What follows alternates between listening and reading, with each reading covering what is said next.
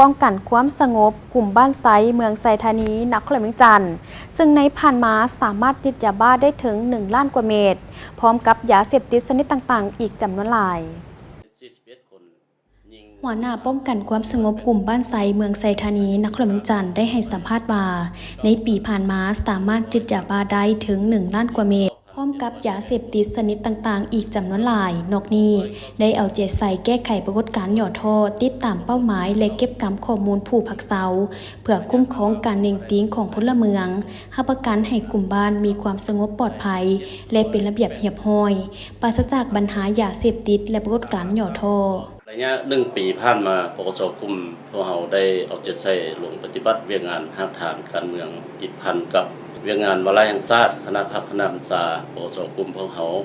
ได้เอาใจใส่ศึกษาโฮมการเมืองแนวคิด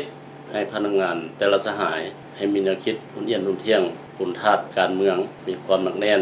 มีความเอาใจใส่ต่อหน้าที่เวียงงาน1 ปีผ่านมาเก็บกำการเน่งติ้งพลเมืองปกสกลุ่มพวกเรานี้มี 6,375 หลังคามีพลเมืองทั้งหมด 27,941 คนยิง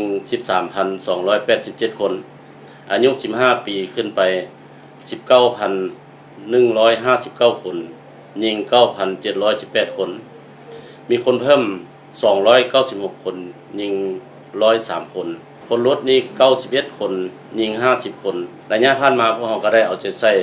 ลงกวดกาคนพักเซาได้780 คนยิง374 คนสามารถสร้างครอบครัวป้องกันความสงบได้ทั้งหมด8บ้านมี 6,168 ครอบครัว372ห้านและ52หัวหน่วยธุรกิจปรากฏการณ์ย่อท้อทั้งหมดเกิดขึ้นอยู่ภายในกลุ่มเฮามีอยู่52เรื่อง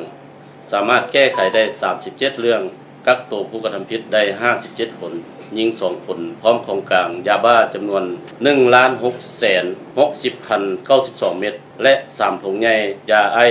2.8 กิโลกรัมเฮโรอีน1แท่งเคตามีน209ถุงยาเอ็ม10ถุงคอลลาเจน15ซองเครื่องผลิตยาบ้า3เครื่องรถใหญ่4คันรถจักรเสียจำนวน20คัน